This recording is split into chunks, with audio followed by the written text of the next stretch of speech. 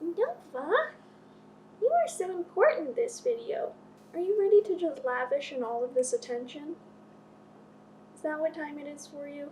Hello everybody and welcome back to our channel. Nova is here with me today because we're going to be talking about something very important to ferrets and ferret health. Tulio's jealous that he's not the star of the show today.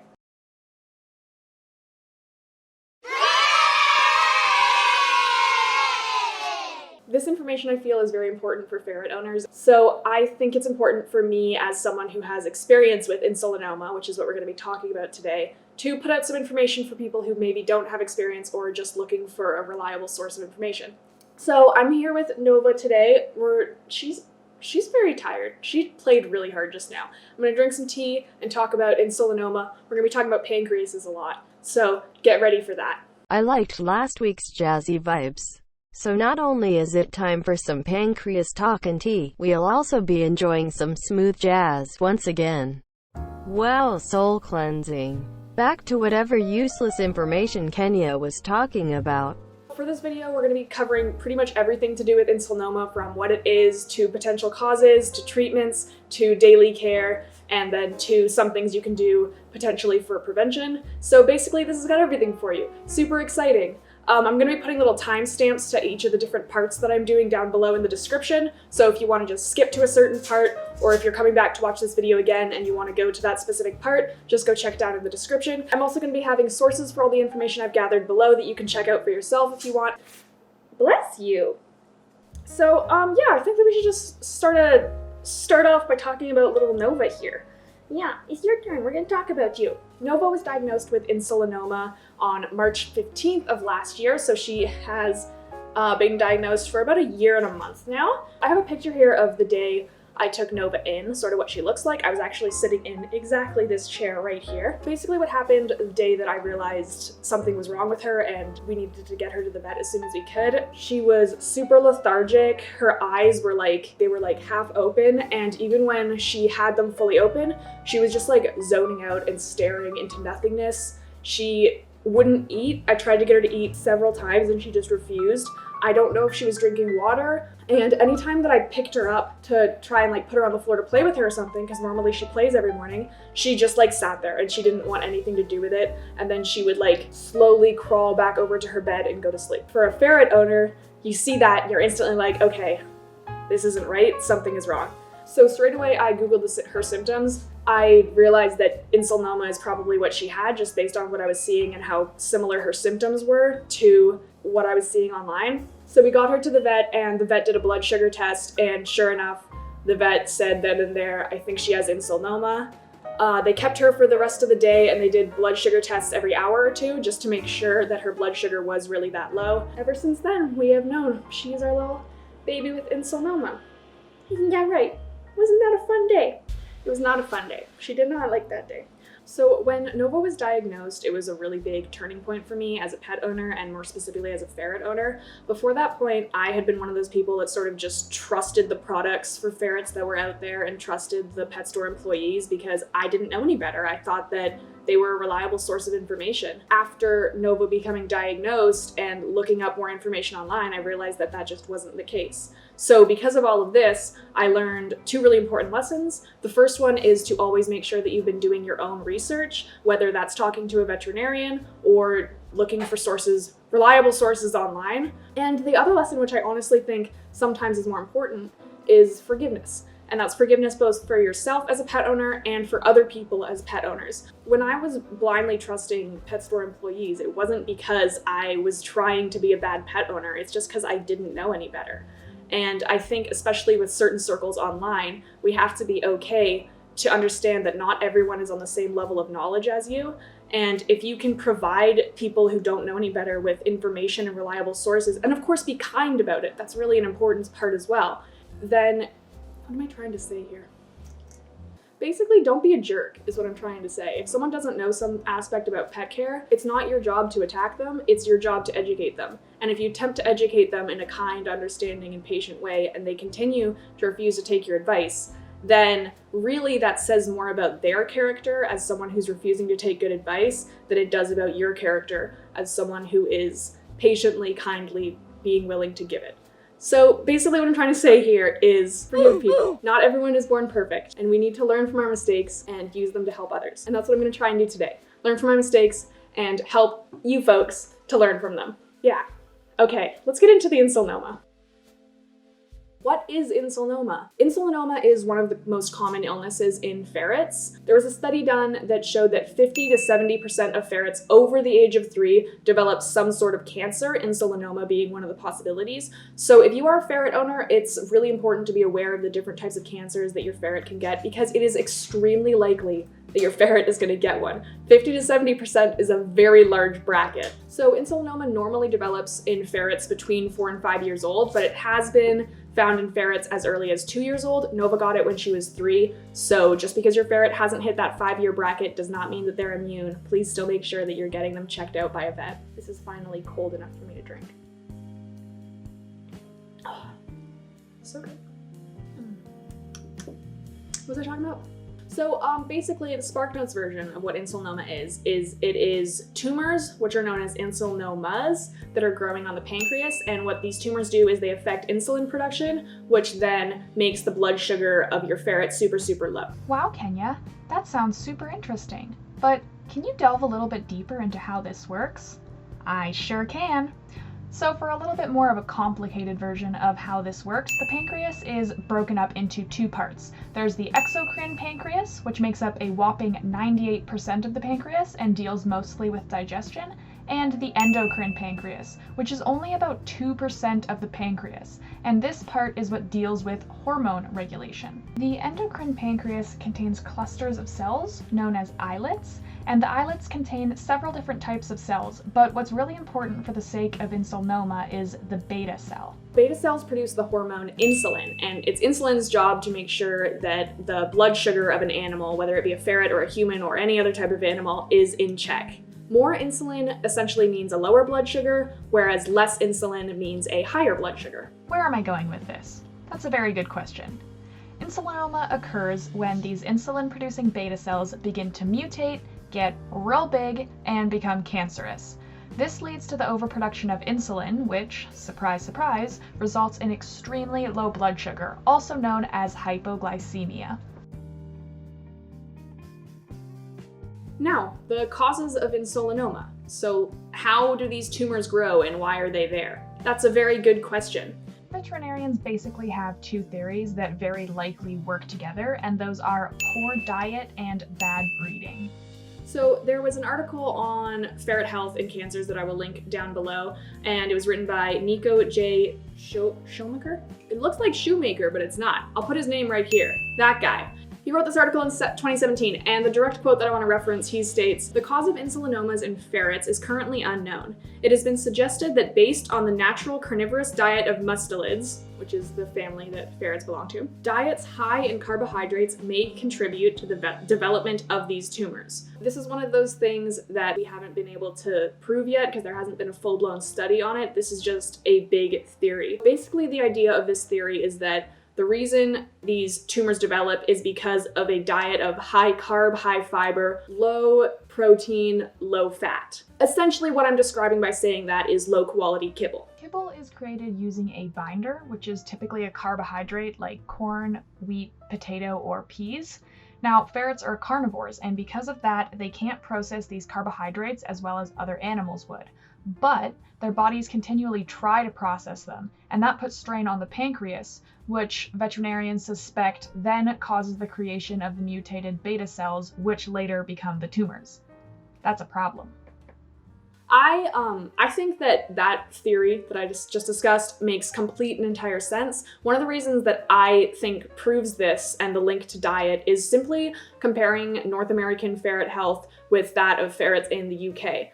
Ferrets in the UK generally are fed a raw, more natural diet, whereas ferrets in North America 9 times out of 10 are eating kibble. And ferrets in the UK have been shown to show less signs of insulinoma, less of them develop it. So I think that in itself is a pretty clear sign that it may have a correlation to diet. To be fair, ferrets in the UK live completely different lifestyles than ferrets in North America. In the UK, ferrets are used for hunting. They have very different housing. The age at which they are spayed and neutered is completely different if they are spayed and neutered at all, because a lot of ferrets in the UK just don't get spayed or neutered. So those things could also very well affect it. Another big theory of the cause of insulinoma and just other cancers in general is simply bad breeding.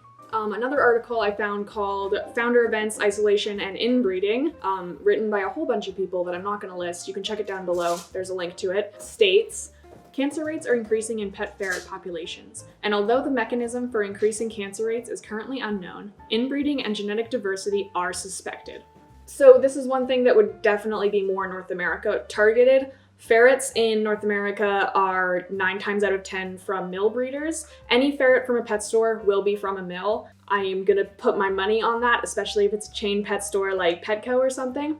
All of these ferrets are bred extremely poorly because unfortunately the mill does not breed for health. They care more about coat pattern, and because of that there is also a lot of inbreeding. So if they have 2 ferrets that are siblings and they're like, oh, those ferrets are both pretty, let's see what they can make, they will breed them. And that's not okay because that has a severe negative impact on the health of ferrets, which is one of the main contributors to why ferret health in North America is so poor, just because of mills who inbreed. So this is another reason why so many people, self-included, are extremely against mills and pet store ferrets, because they are not only kept in terrible conditions, but they are so poorly bred that they're just cesspools of cancer waiting to happen. That 50 to 70% bracket of ferrets who end up with cancer is very likely because of inbreeding.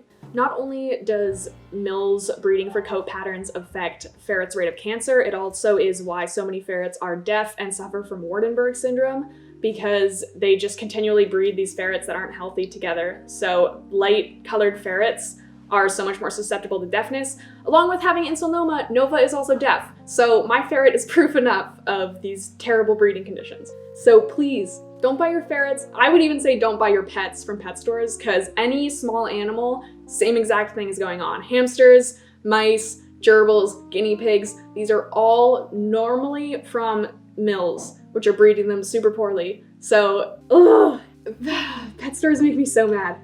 Whew. This is another video topic. I gotta move on because, okay. This is really good tea.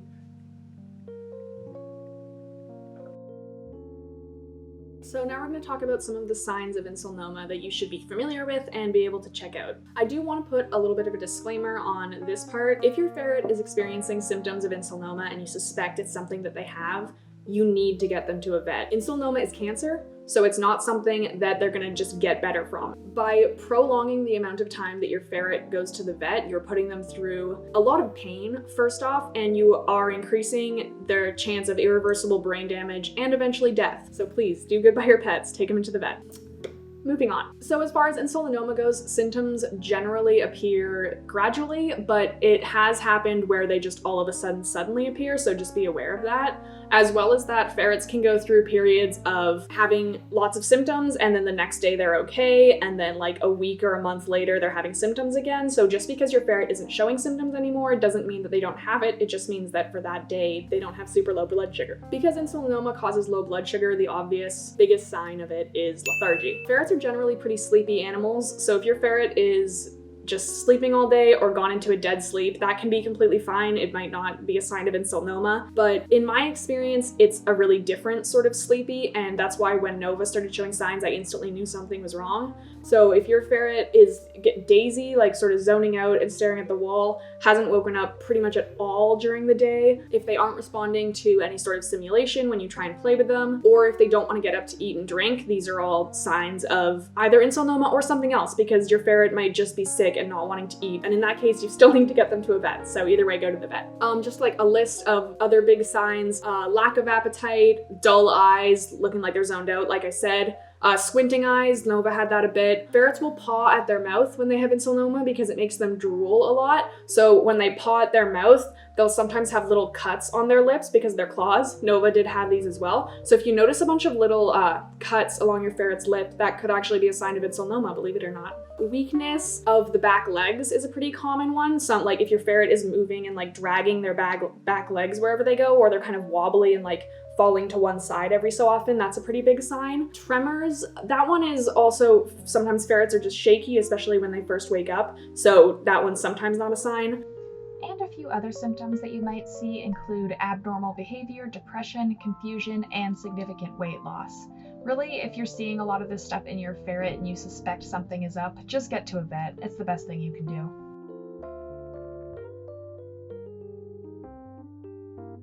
So, next thing we're going to talk about is treatments. You have taken your ferret to the vet did a blood test, your ferret has insulinoma.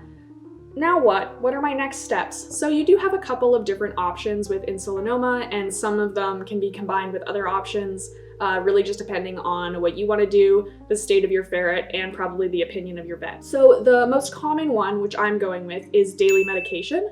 Most people go this route. I don't think I've actually ever encountered someone online who went with the other ones.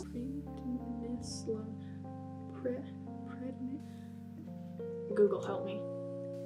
Prednisolone. So the most common medication for a ferret to be put on is a steroid known as prednisolone.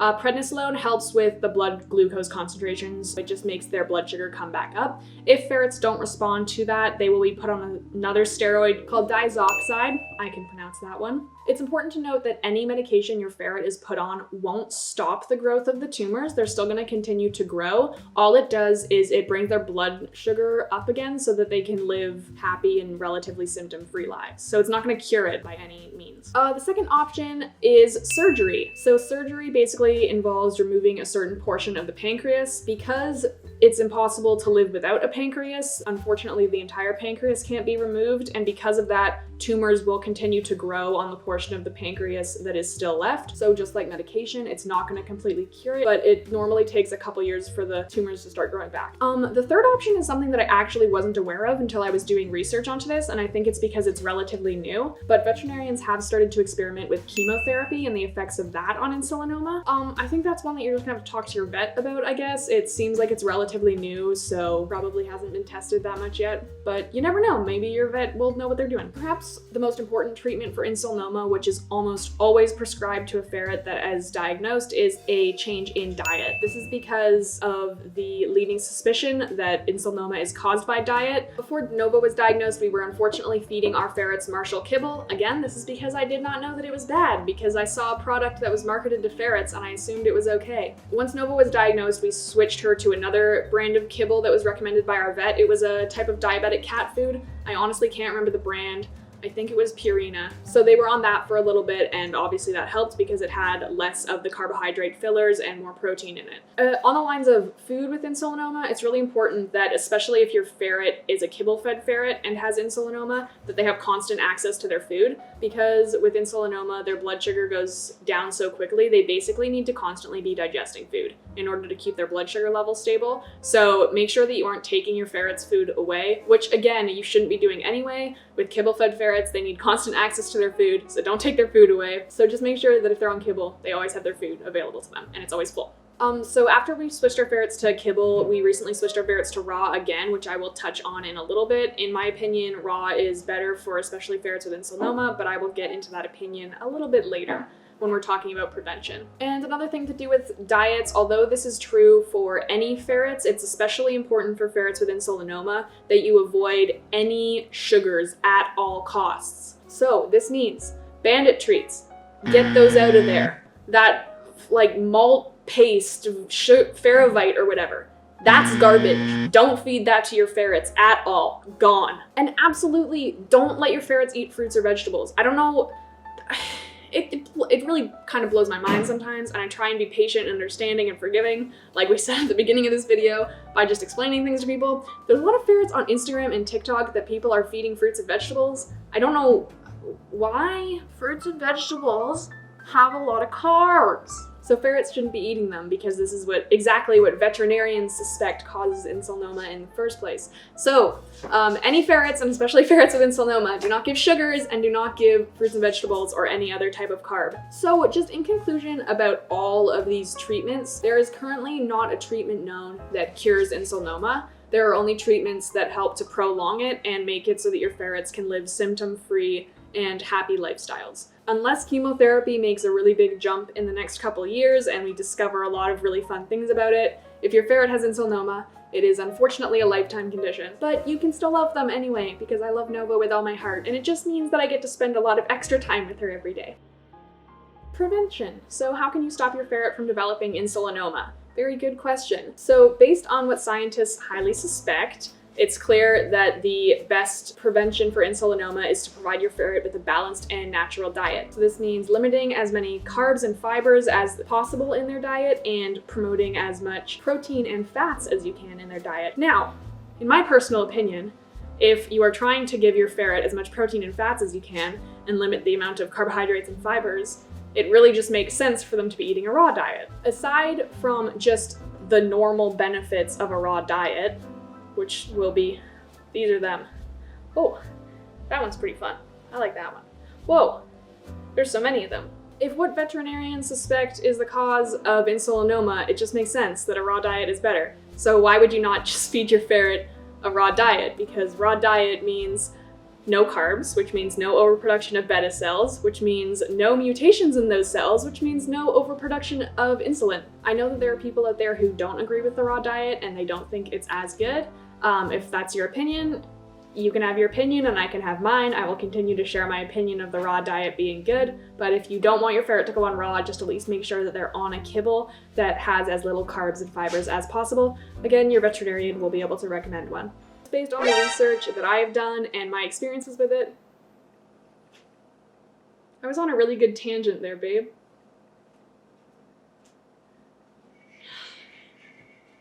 Do you wanna listen to me talk about pancreases? It's okay. It's okay, you don't want to? It's okay. One of the big reasons why I believe in the raw diet with ferrets with insulinoma and just ferrets in general is my experiences with it. Nova was diagnosed with insulinoma after being on a bad kibble. We switched her to a slightly better kibble, and then a couple months ago I switched her to raw. I noticed a huge difference in her from when she was on kibble and when she was on raw. The biggest one just being her energy levels. She previously would only be awake for like maybe an hour and a half in the morning and then again maybe an hour and a half at night with like, sometimes she'd get up a little bit in between that. Now she's awake in the morning for like 3 hours running around playing and duking like she hadn't been doing before. So she's clearly a much happier, healthy ferret with much more energy. And I think that just that alone is testament to why the raw diet is better for ferrets with insulinoma. I've seen it happen. My ferret is so much happier now that she's on raw. Whoa there, Kenya. Slow down. Did you completely forget to talk about bad breeding? Who hired you? When talking about prevention, it's really important to remember that another highly likely cause of insulinoma is simply bad breeding. So this means that someone can feed their ferret a perfectly balanced natural diet and still have a ferret develop insulinoma. And guess what? Even if you have a perfectly bred ferret with an awesome diet, it also could still develop insulinoma. No ferret is immune, but a proper diet is a good way to lessen your odds. Obviously, another way for us to limit the amount of insulinoma is to stop mill breeding, but that's an entirely different video topic, and I'm not going to get into that right now. My point of view on this is basically that it's easy to change your ferret's diet, and it's not easy to rewrite their genetics. So that's why I put such a strong focus on a change in diet being the best prevention you can do personally. Okay, well, back to the video. Now, a very important segment, daily care. Yeah, so how do I take care of Nova? What does my day-to-day look like? So as I mentioned before, Nova is on medication, which I will not try and pronounce the name of. Again, I can't do it. All ferrets that are on medication are supposed to be given it twice a day. So it's important to give your ferrets this medication every 12 hours and at the same time every day. This just means that your ferret's glucose levels will remain constant. If you're changing it up and giving it to them at completely random times, it's gonna have their glucose level going like up and down, and it's gonna be really bad for their pancreas. So please don't do that. So the easiest way to make sure you're giving it to them at the same time every day is just by giving it to them at a time that's more convenient for you. You can be pretty selfish with this. So for us, we give Nova her medicine at 10 in the morning and then 10 at night every day. When Nova was first diagnosed, I asked my vet how much of a window I have for it to be considered safe, and she said that you have about half an hour. So I can give Nova her medicine at 9:45 in the morning if I have to do it a little bit earlier, and it's completely fine, or 10:15, so long as it's within that half-hour bracket. It's also a really good idea to show someone besides yourself how to do it. So, but whether that be a roommate, a significant other, a family member, heck, even maybe you have to show your neighbor. I don't know how close you are to your neighbors. I don't know my neighbors. It's 2020. We don't know our neighbors no more. Now, what if you miss a dose? If you miss a dose, just give it to them as soon as you remember. So if I accidentally forgot to give Nova her medicine at 10 in the morning and then at 1 in the afternoon I suddenly remember, give it to them right then, unless you're super close to the time that you're going to be giving it to them again. So if it was like 8 in the evening and I remembered that I didn't give Nova her medicine at 10 that morning, I'm not going to give it to her. I'm going to wait until 10 and then just give her her regular dose. Do not give them a double dose or an extra dose, because that's gonna be way too much for them. So just give them their regular dose and then continue it regularly from there.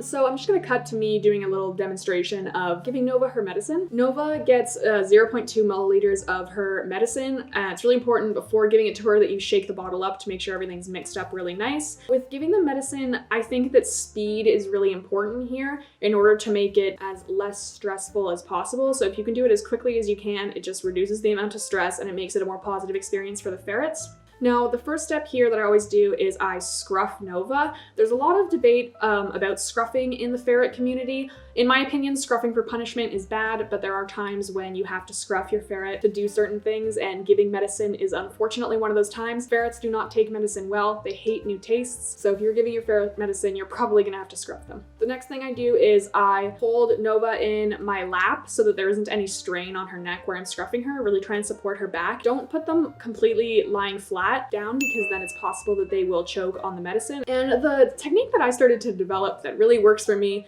is making sure that that syringe is kind of like shoved right into their back molars so that they can't push it out with their tongue and they can't close their mouth. There's like a sweet spot that you'll eventually find right in the back of their molars where you can kind of pry their mouth open. And then from there, you just like zap that medicine in as quickly as you can, get them out of the scruff as fast as you can, and reward them. So this is that process like repeated in real time, so you can see how quickly I do it.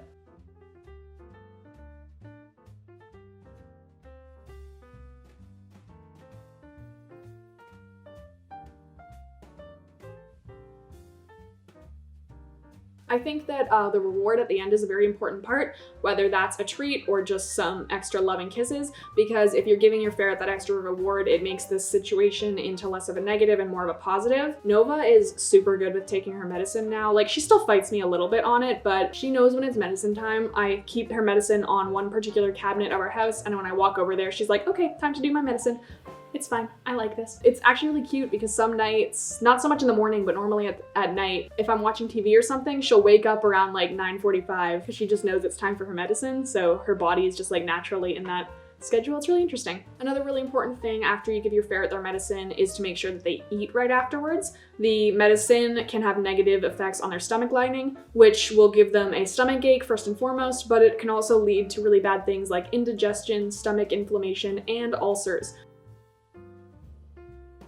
Now, emergency situations. This is a big one, and it's really important to be aware of what can happen for both people who have ferrets with insulinoma and have ferrets who don't yet have insulinoma, because in an emergency situation, you don't have time to Google. You gotta be on it right there and then. So please make sure you're aware of everything I'm about to share with you right now. And if that also means doing your own additional research, please do that. So I have a complete ferret first aid kit put together right here. I think it's really important for any ferret owner to have a first aid kit because ferrets are so prone to just suddenly having random medical scares, be it a seizure, or a blockage. I have broken into my ferret emergency kit before and it was scary, but I am very glad I had it on hand. The important things that you're gonna want for your ferret in regards to insulinoma is just a couple things. So you're gonna want some Caro syrup. I have mine in this little container here just so that I can keep it separate from the stuff that we use when we're baking so we don't accidentally run out of it. You're also going to need Q-tips. I just have a little bag of them right here. You're going to need a high protein snack. So the best thing that you can get is actually a brand of baby food. It's called Beechnut baby food, either the chicken one or the turkey one. Beechnut is the only brand that I've been able to find that is acceptable for this because it is just 100% chicken or 100% turkey. It doesn't have anything else added to it. Unfortunately, Beechnut isn't available in Canada, which is where I live. So I have gone for the second best thing, which is this urgent care pet food. Here, let me hold it up for you so you can sort of see it. I'll have the actual details and stuff listed below. Another thing that I don't yet have, but that you can have and I do want to get in the future is a blood glucose monitor. I will link below one that I've seen online being recommended. So with the blood glucose monitor, you can actually check your ferret's blood glucose levels at home. I don't really know how to do that. I would say if you're going to buy your own blood glucose monitor, still talk to your vet and get the proper information. If I eventually end up getting one, I'll make a video of me using it and showing you guys how to use it. And if I've already made that video, it will be linked below. And if it isn't linked below, it means I haven't done it yet. So there's other stuff in here, but this is all the stuff that's important to a ferret having a blood sugar crash. Now that you know the stuff that you're supposed to have, what are you supposed to do with it? What does this do? The biggest emergency situation you're gonna encounter with a ferret that has insulinoma is known as insulinoma crash. And basically what this is when a ferret's blood sugar drops super low all of a sudden for a number of different reasons. And that means that they have a seizure, which may lead to a coma and can also lead to death.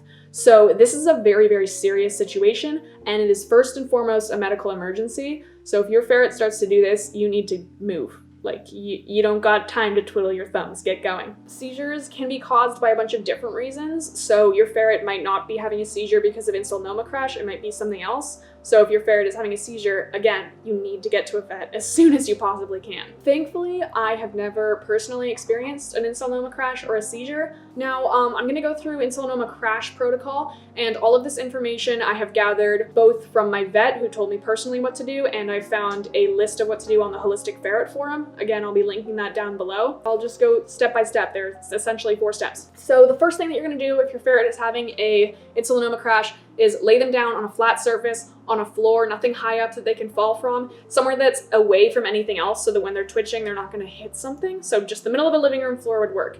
Next, you are going to grab one of your handy dandy Q-tips and you're gonna dip it in your Caro syrup and you're gonna get that all up in their gums on both sides, wherever you can get it. The gums will absorb the sugar super quickly, which will bring their blood sugar back up and hopefully stabilize them. You really want to make sure you're using a Q-tip because ferrets have extremely strong jaws, and if you're shoving your fingers into their mouth when they're having a seizure, they might bite your finger, then you're gonna have to go to the emergency room. And you're already dealing with your ferrets, so let's just avoid that, use a Q-tip. So once your ferret is stabilized, hopefully they have regained consciousness by this point, you're gonna give them your high protein snack. So that'll either be the baby food or this urgent care stuff that I got from my vet. Give them as much as they want. Just try and let them eat. The next thing that you're gonna do either while they're eating or once they're done eating is you need to call your vet and get them to the vet as soon as you possibly can. Even if your ferret looks like it's stable and everything is fine, they will crash again, and that's why you need to get them there as soon as possible. If you are in a situation where you can't get your ferret to the vet right away, maybe the emergency vet is closed, the best thing you can do is continue to feed them the high protein snack every 3 hours. And you have to give it to them every 3 hours because if you don't, their blood sugar is gonna crash again and they're gonna seize again. If they do seize again, go back to the top of the list, give them corn syrup, and go through the whole process again. But really, you need to get to a vet because, yeah, your ferret just had a seizure. I have learned a few little tips and tricks throughout my time of having a ferret with insulinoma that I would love to share with you guys. So here are just a few that I've learned that you might want to apply to your ferrets with insulinoma, or just your actual ferrets who don't have insulinoma. They're still actual ferrets. I don't know why I said that. So one really important tip, I think, is to strangely touch your ferret's feet a lot. Even if your ferret doesn't have insulinoma, make sure they're used to their feet being touched. When Nova was getting her blood test done, they were drawing blood from the pads of her feet just because it's an easy place to get it from. I've heard some vets also do it from the back of the ear, so possibly apply this to that as well. But basically, the more you touch your ferret's feet, the more they're used to their feet being touched, and the less of a struggle it will be for the vet to test their blood. Another really important thing is to make sure you have your first aid kit together. I feel like I stressed that enough in the previous section, so if you aren't sure what you want to put in a first aid kit, I will link below a list of things that I think are really good for the first aid kit from the Holistic Ferret Forum. Ferrets that have insulinoma, and it has also been suggested ferrets over the age of 3 should be getting their blood sugar tested at least every 6 months, just to make sure that they're still on track with their medication and their dosage doesn't need to be adjusted. Or if they aren't responding to the medication that they're on, they can be put on another steroid that would help. As I have mentioned before, I really recommend switching to a raw diet, and if you disagree with me, I'm sorry. I just think the raw diet is better. Or like I said, just a better brand of kibble that doesn't have as much carbs and fibers. I will link Bryn's channel, Pazu and Friends, as per usual, because we are ferret soul sisters, and she has a lot of really good information on the raw diet, which I have linked multiple times. I just think it's good, and if you haven't watched it yet, you really should. And another one that I've already mentioned, but is very important, is to avoid sugars. And so I think that Ferrovite is the biggest contender for things that are terrible for your ferrets, and you should not be feeding to them. It has so much sugar in it that it is basically just feeding your ferret a tube of insulinoma. One of my previous videos where I make ferret treats, I talk a lot about other options for ferret treats. I'll link that video below. So if you're curious about different things you can feed your ferrets instead of bad sugary foods, check that out. I wanted to get Nova for my outro so she could say goodbye to you guys and tell you how happy she is, but she's sleeping, so I'm gonna go let her do that, I guess. Thank you so much for watching this video today. I hope that you learned something, or maybe something you already knew was talked about and now you double know it. I don't know, what's wrong with that? I hope that anyone out there who has a ferret with insulinoma, or possibly they recently got diagnosed with insulinoma, just understands that you're really doing the best that you can by your ferret by just making sure that they get their medicine and loving them double as much, and having your first aid kit all together, because honestly, ferret having insulinoma does not affect them that much, other than the fact that they have to have medicine and or surgery. Yeah, so thank you for tuning in. Hopefully I can do a crafty sort of video soon. I will look around my house and see what I have, and maybe inspiration will strike, because I'm trying not to leave my house right now. So like, comment, and subscribe. I like reading your comments. It makes me happy. Please comment. Okay, have a great rest of your day, my friends. So long.